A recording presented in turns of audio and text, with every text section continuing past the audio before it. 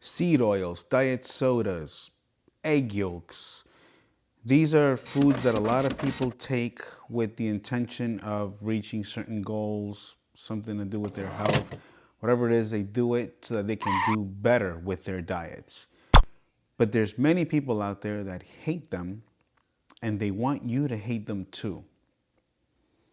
Why?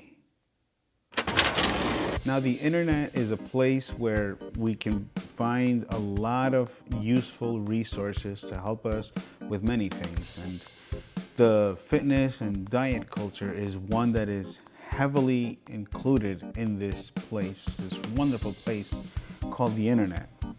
However, for every good tip that you might find, you'll find another that says it's completely wrong and you should avoid it at all costs. This is something that may make it difficult to start anything and may discourage you from ever even starting to reach one of your goals. I'm pretty sure many of you have heard of the term fear-mongering. And if you haven't, well, it's very common in the food industry, well, in the influencer industry for fitness and eating right. And what it implies is that it's when people talk about foods that are simply bad for you, but instead of telling you the dangers of them or any research, they'll do anything they can within their power to instill fear of these foods so that you don't eat them and you look for something else. What else? Well, that's where they get you as well.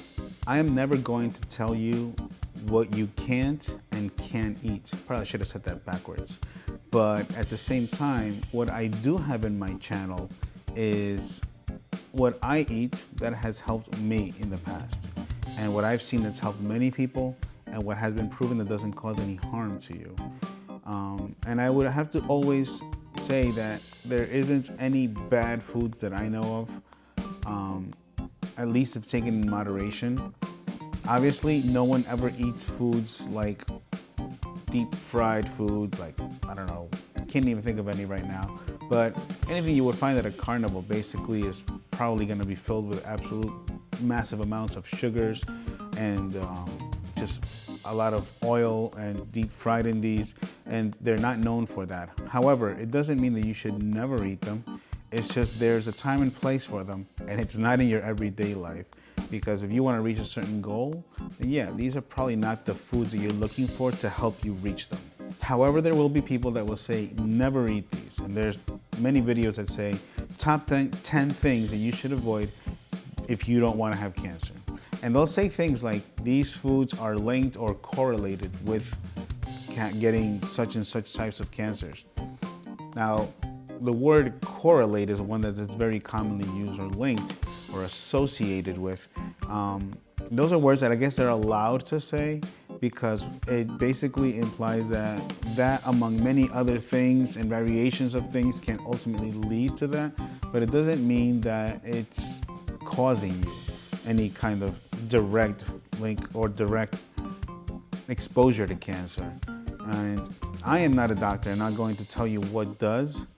So causation is basically what the word that we'd be looking for, causes, gives you. Those are direct words that say these things cause those things. Correlation, links, there's a number of things that can mean that, a number of words that can imply that it may somehow be linked to it, but these aren't things that cause it. So they're not necessarily things you should avoid, at least for these reasons. If you have other reasons to avoid foods like allergic reactions or anything that your doctor may tell you, that's different. Now, I don't know much about like seed oils and any other variations of those, but there are a lot of people are saying that those are really, really bad for you. Like not just like, okay, you should avoid these, use olive oil and avocado oil instead. No, they say these are bad for you. It's not doing the damage that people are saying it is. I'm not gonna say have these foods, but I am saying these foods are not causing you to have these things. So, and please feel free to do any of your own research and make sure that these are actually coming from studies, not from people that are telling you about studies. So again, I am not telling you what to do. I am simply saying things need to be confirmed and we need to know what those sources are. And if you're truly concerned, then yes, look for a source. If you're not looking for a source, you have no reason to be concerned.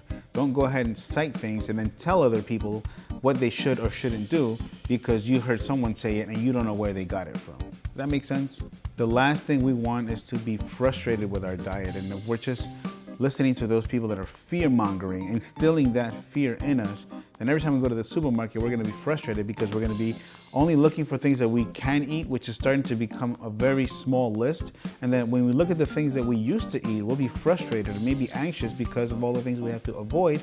And we probably liked at one point, and now we can't because another person that we never heard of, or rather never heard of us and never is going to ever even talk to us in person, has now decided what we can do with our lives. So with a little bit of research, a little bit of time, dedication, asking questions, you should be able to get answers to the questions that you're looking to answer. And the truth of the matter is a lot of times that you have people telling you such and such foods are bad, at least in every experience that I've seen, there is always some kind of link, some kind of site that they want to take you to that eventually shows you what products they take instead of the ones that they're telling you to avoid. And these are always their own products, or they're someone that they're affiliated with. They end up being really expensive. They're hard to find, or maybe you got to get some pay for extra shipping. And I am, besides trying to eat in a way that helps you reach your goals, I'm also all about saving money when you do it. So don't spend money on things that people are making you think you need for reasons that aren't even valid. And that's something that I would say, because it helps it be sustainable. If you can't afford it, it's going to be $25 for some product that normally costs $5 to $7. You're not going to be able to do that all the time. And then when you can't, you're going to be feeling like you're causing yourself harm because you have no choice but to consume the products that everybody else has. What you can do, if anything, is to just try some of these products and see if it's causing you any problems. Of course, we should always be regularly seeing our doctor, monitoring other things, our weight, are we getting more headaches, are we sleeping less and less, is our quality of sleep bad, are we tired more, are we fatigued, and how our skin is looking, how our eyes tell us how these things are functioning in our bodies as well. Look at many things. You can't decide if something is bad based on one factor because maybe we had a bad week and we blame it all on one item. And the point of that is not that you should have egg yolks or you should have seed oils, but nothing should be stricken from your diet because someone else told you to. And I mentioned earlier the diet sodas because people are saying that the sweeteners on these are bad. People are saying that sugars are overall bad. And I'm not going to tell you the yes or no on that, but I have no problem consuming sugar. If I ever eat sugar-free, it's because I want less calories. But if someone offers me something that has sugar in it and they made it for me, or I just simply in the mood for it, I'm probably going to take it. And with diet sodas, I drink diet sodas because there's 0 calories. And you could have hundreds and hundreds of these in your lifetime, and it's already been known to not have the effects that people are saying it has. Please feel free to do more research on that in your own time so you can come to your own conclusion based on studies that have been made and confirmed. Egg yolks are one that have been known to, like, there's a lot of people in the fitness industry that will say, eat egg yolks because they have a lot of nutrients, they have healthy fats. A lot of people will say, don't eat egg yolks because you should only be having egg whites because they're low in calorie and high in protein. They're both right. But at the same time, you have to find a balance between both. Does that mean you should never eat egg yolks and a whole egg simply because you want less calories? No, because if you're eating right, you should be able to have enough space or calories for you to consume the things that are actually good for you. If you're having a diet that's striking you or stopping you from having good foods, you're probably in the wrong diet. You should be able to have a diet that lets you consume everything as long as it's not giving you a medical issue or some kind of reaction. And then after that, you should be able to enjoy a little bit of everything, the variety that's available with all the nutrients that come with them. And they allow you to have a sustainable, long-term diet. The best part about this is that you get to enjoy it. You're not worried about it. You're not fearing the idea of buying something that may cause you harm, or maybe even your loved ones if you're buying for other people as well. So I'm going to end the video here, and I hope you found this productive. I hope you found this instructive.